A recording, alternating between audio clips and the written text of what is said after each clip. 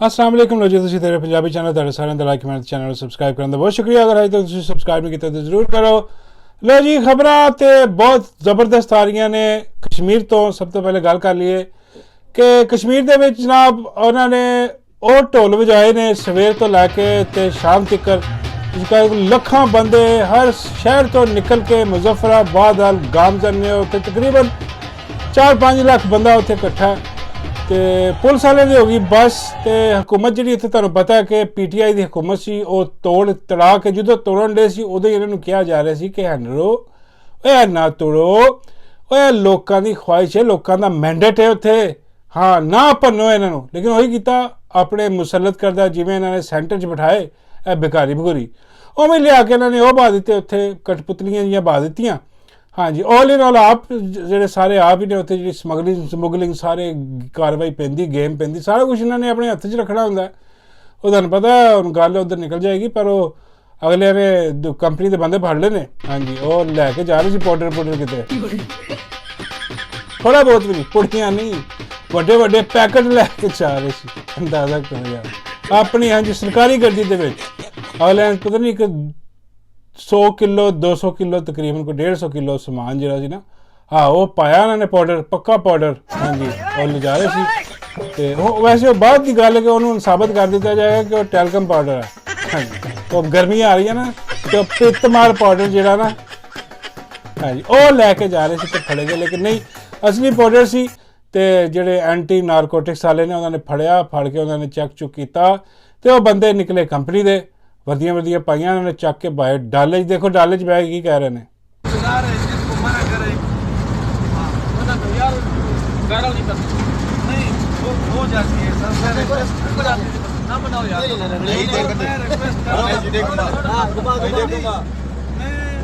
कहने का मतलब है कि फिल्म ना बनाओ मेरी।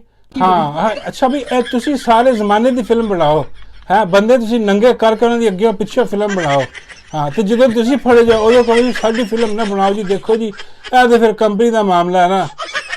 हाँ ये तो पूरी कंपनी आ जाएगी ना फिर यह तो ना करो यार यह तो ज्यादती है। देखो ना जी अगले ने भी पूरी फिल्म बना के ना हाँ तो चढ़ाती सोशल मीडिया पर क्या वेखो तुहाडे जिहड़े अपने करते धरते कंपनी वाली सरकार ये की करन दे ने। हाँ जी किना गंदे कम्म च मुलव्वस पहले पता ही सी कि किहड़े कम्म च मुलव्वस है। कंपनी क्यों सारा कुछ कर रही है जी वाहियाती फैलाई है पूरे पाकिस्तान के विच रजीम चेंज तो बाद सिर्फ ऐसे करके ही है कि भी साडा तसल्लत कायम रहे।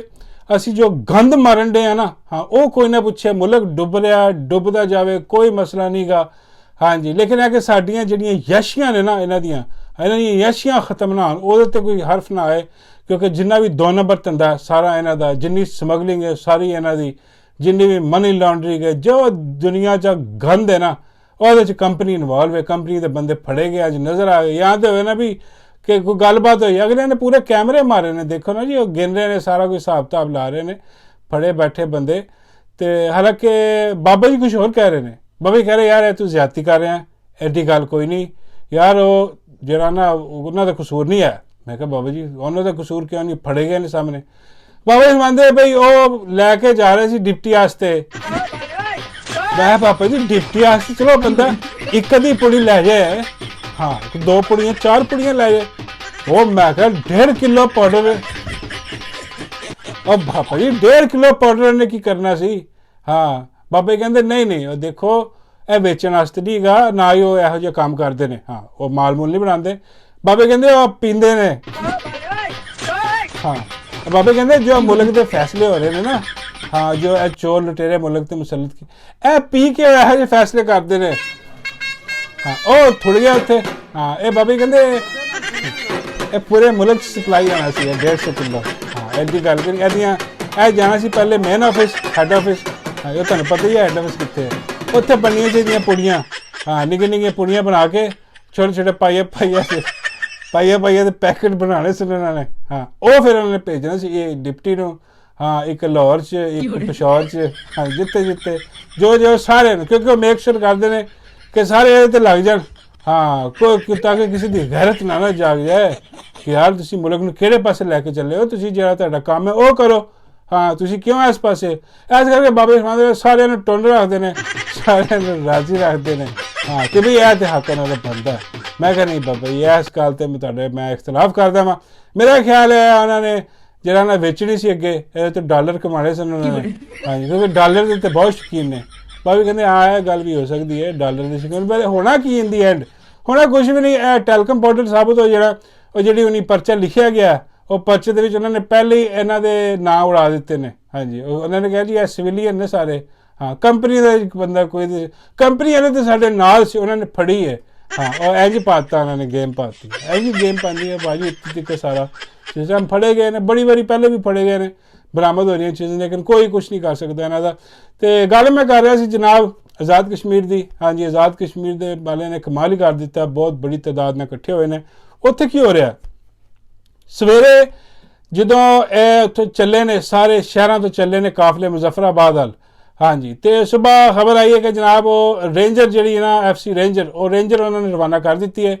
ਤੇ ਐਸੀ ਦੀ ਤੈਸੀ ਜਿਹੜਾ ਇਹਨਾਂ ਦਾ ਕੰਮ ਹੀ ਹੈ, ਪੁਲਿਸ ਵਾਲੇ ਕੰਟਰੋਲ ਨਹੀਂ ਹੋ ਰਿਹਾ। ਪੁਲਿਸ ਵਾਲੇ ਨੂੰ ਲਾ ਕੇ ਨਾ ਲੰਮੇ ਪਾ ਕੇ ਲਾਲ ਕਰ ਛੱਡੀ ਉਹਨਾਂ ਦੀ। ਲਾਲ ਜਿਹੜਾ ਪੰਨਾ ਲਾਲੋ ਲਾਲ ਕਰਤਾ ਉਹਨਾਂ ਨੇ। ਉਹ ਨੱਸ ਗਏ, ਉਹ ਕਹਿੰਦੇ ਨਹੀਂ ਸਾਡੇ ਵਾਸਤੇ ਕੰਮ ਨਹੀਂ ਗਾ। ਹਲੇ ਯਾਰ ਦੇਖੋ ਤੁਸੀਂ ਪੁਰਅਮਨ ਇhtਜਾਜ ਕਰ ਰਹੇ ਨੇ, ਉਹਨਾਂ ਨੂੰ ਕਰਨ ਦੇ ਯਾਰ ਕੀ ਤੁਹਾਡਾ ਲੈ ਲੈਣਗੇ ਉਹਦੇ ਨਾਲ। ਇhtਜਾਜ ਹੈ, ਪੁਰਅਮਨ ਹੈ, ਕੋਈ ਫੱਡਾ ਨਹੀਂ, ਕੋਈ ਕੁਛ ਨਹੀਂ, ਕਰਨ ਦੇ ਉਹਨਾਂ ਨੂੰ। ਲੇਕਿਨ ਨਹੀਂ ਬਈ ਸਾਡੇ ਹੁੰਦੇ ਸਾਡੇ ਖਿਲਾਫ। ਹਾਂਜੀ ਕਿਉਂਕਿ ਉਹਨਾਂ ਦੀ ਹਕੂਮਤ ਹੈ, ਉਹ ਕਹਿੰਦੇ ਜੀ ਹੁਣ ਜਿਹੜਾ ਵੀ ਇhtਜਾਜ ਹੋਏਗਾ ਸਾਡੇ ਖਿਲਾਫ ਹੀ ਹੋਏਗਾ ਤੇ ਅਸੀਂ ਨਹੀਂ ਹੁੰਦੇ। ਸੁਬਾਹ ਉਹਨਾਂ ਨੇ ਜਨਾਬ ਉਹ ਰੇਂਜਰ ਤੁਰ ਛੱਡੀ ਉੱਧਰ। ਔਰ ਰਸਤੇ 'ਚ ਉਹਨੂੰ ਪਤਾ ਲੱਗਿਆ ਉਹ ਬੰਦੇ ਬਹੁਤ ਜ਼ਿਆਦਾ ਨੇ ਭਾਈ, 5-6 ਲੱਖ ਬੰਦਾ। ਹਾਂ ਫੈਂਟਾ ਲਾ ਦੇਣਾ। ਹਾਂ ਉਹ ਇਹ ਵੀ ਕਸ਼ਮੀਰੀ ਪੰਜਾਬੀ ਨਹੀਂ ਆਇਆ, ਪੰਜਾਬੀ ਹੋ ਜਾਂਦੇ ਨੇ ਚਲੋ ਫੈਂਟਾ ਫੁੰਟਾ ਖਾ ਕੇ ਦੌੜ ਜਾਂਦੇ। ਹਾਂ ਵੈਸੇ ਇੰਨੀ ਤਾਦਾਦ ਦੇ ਵਿੱਚ ਅਗਰ ਪੰਜਾਬੀ ਵੀ ਹੁੰਦੇ ਨਾ ਤੇ ਉਹ ਵੀ ਢੋਲਕੀ ਪਾੜ ਦੇਣ। ਅਗਰ ਪੰਜਾਬੀ ਬਾਹਰ ਨਹੀਂ ਆਉਂਦੇ, ਅਗਰ ਬਾਹਰ ਆ ਜਾਣ ਨਾ ਪੁਰਅਮਨ ਇhtਜਾਜ ਦੇ ਵਿੱਚ ਇਤਨੀ ਤਾਦਾਦ ਦੇ ਵਿੱਚ ਤੇ ਕੋਈ ਕੁਛ ਨਹੀਂ ਵਿਗਾੜ ਸਕਦਾ। ਉਹ ਹੋਇਆ ਕਿ ਜਨਾਬ ਫਿਰ ਉਹ ਰੇਂਜਰ ਵਾਪਸ ਟੁੱਟ ਗਈ। ਹਾਂਜੀ ਉਹ ਕਹਿੰਦੇ ਨਹੀਂ ਹੈ ਮੈਨੇਜ ਨਹੀਂ ਹੋ ਸਕਦੇ ਬਹੁਤ ਜ਼ਿਆਦਾ। ਲੇਕਿਨ ਹੁਣ ਖਬਰ ਕੀ ਆ ਰਹੀ ਹੈ, ਹੁਣ ਉਹਨਾਂ ਨੇ ਹਿਸਾਬ ਲਾਇਆ ਕਿ ਰਾਤ ਪੈ ਗਈ ਹੈ। ਹਾਂ ਬੰਦੇ ਇhtਜਾਜ ਕਰਕੇ ਕੁਛ ਚਲੇ ਗਏ, ਉਹਨਾਂ ਨੇ ਕੋਈ ਥੋੜ੍ਹੇ ਜਿਹੇ ਰਹਿ ਗਏ ਨੇ, ਜਾਓ ਗੱਡੀਆਂ ਤੋਰਤੀਆਂ ਨੇ ਉੱਧਰ ਜਾ ਕੇ ਫੈਂਟਾ ਲਾਓ। ਬੰਦੇ ਥੋੜ੍ਹੇ ਜਿਹੇ ਇਤਲਾਹ ਲੈ ਲੈਂਦੇ ਨਾ ਯਾਰ, ਮਤਲਬ ਜ਼ਿਆਦਾ ਬੰਦੇ ਤਾਂ ਫਿਰ ਨਹੀਂ ਜਾਣਾ, ਥੋੜ੍ਹੇ ਬੰਦੇ ਨੇ ਫਿਰ ਜਾ ਕੇ ਫੈਂਟਾ ਲਾਓ। ਲੇਕਿਨ ਇਹ ਵੀ ਇਹਨਾਂ ਦੀ ਗਲਤ ਫਹਿਮੀ ਹੈ, ਉਹ ਥੋੜ੍ਹੇ ਕੋਈ ਨਹੀਂ, ਬੰਦੇ ਹੋਣੇ ਹੀ ਨੇ। ਹਾਂ ਜਦੋਂ ਇਹਨਾਂ ਨੇ ਪਹੁੰਚਣਾ ਨਾ ਉੱਥੇ ਤੇ ਅੱਲਾ ਮਾफ़ करे ਕੋਈ ਐਵੇਂ ਹੰਗਾਮਾ ਹੋਏਗਾ, ਐਵੇਂ ਦੋਨੋਂ ਪਾਸਿਆਂ ਨੇ। ਦੇਖੋ ਉਹ ਵੀ ਆਪਣੀ ਡਿਊਟੀ ਕਰ ਰਹੇ ਨੇ, ਜਿਨ੍ਹਾਂ ਨੇ ਹੁਕਮ ਜਿਨ੍ਹਾਂ ਨੂੰ ਮਿਲਿਆ ਉਹਨਾਂ ਨੇ ਵੀ ਜਾ ਕੇ ਉੱਥੇ ਲਾਅ ਐਂਡ ਆਰਡਰ ਸਾਰਾ ਕੁਝ ਦੇਖਣਾ। ਲੇਕਿਨ ਹੈ ਕਿ ਗਲਤ ਕੰਮ ਹੋ ਜਾਏਗਾ, ਰੋਕਣਾ ਚਾਹੀਦਾ, ਨਹੀਂ ਭੇਜਣਾ ਚਾਹੀਦਾ, ਨਾ ਪੁਲਿਸ ਨੂੰ ਉੱਥੇ ਭੇਜਣਾ ਚਾਹੀਦਾ, ਨਾ ਰੇਂਜਰ ਨੂੰ, ਨਾ ਆਪਣਾ ਕਿਸੇ ਹੋਰ ਇਦਾਰੇ ਨੂੰ। ਤੇ ਬਾਬਾ ਜੀ ਕਹਿੰਦੇ ਨੇ ਮੇਰਾ ਤਾਂ ਖਿਆਲ ਹੈ ਕਿ ਸਾਰੇ ਇਹਨਾਂ ਨੂੰ ਫਰਕ ਕਰਕੇ ਨਾ ਪੂਰੇ ਮੁਲਕ 'ਚ ਡੱਡੂ ਲਾ ਦਿੱਤਾ ਜਾਏ। ਮੈਂ ਬਾਬਾ ਜੀ ਡੱਡੂ ਲਾ ਕੀ ਹੁੰਦਾ, ਮਾਸ਼ਾਅੱਲਾ ਕਿ ਮੈਂ ਸੁਣਿਆ ਡੱਡੂ ਲਾ ਕੀ ਕੋਈ ਮੰਨਦੇ ਨੇ ਕਿ ਦੁਨੀਆ 'ਚ ਬੈਸਟ ਲਾ ਹਮੇਸ਼ਾ ਡੱਡੂ ਲਾ ਹੀ ਹੁੰਦਾ। ਹਾਂ ਕਿਉਂਕਿ ਉਸ ਲਾ ਦੇ ਵਿੱਚ ਕੋਈ ਲਾ ਨਹੀਂ ਹੁੰਦਾ, ਉਹ ਲਾ ਵੀ ਉਸमें ਲਾ हुआ। ਇਹ ਜਿਹੀ ਗੇਮ ਹੁੰਦੀ ਹੈ, ਪਤਾ ਨਹੀਂ ਬਾਬਾ ਜੀ ਦੀਆਂ, ਬਾਬਾ ਜੀ ਜਾਣੇ ਜਾਂ ਡੱਡੂ ਜਾਣੇ ਜਾਂ ਡਿਪਟੀ ਜਾਣੇ। ਲੱਕੀ ਸਮਝ ਉਹ ਡਿਪਟੀ ਹੈ ਲਿਆ ਡਾਲਾ ਤੇ ਸਮਝਾ ਕੀ ਕਹਿੰਦੇ ਨੇ ਬਾਬਾ ਜੀ।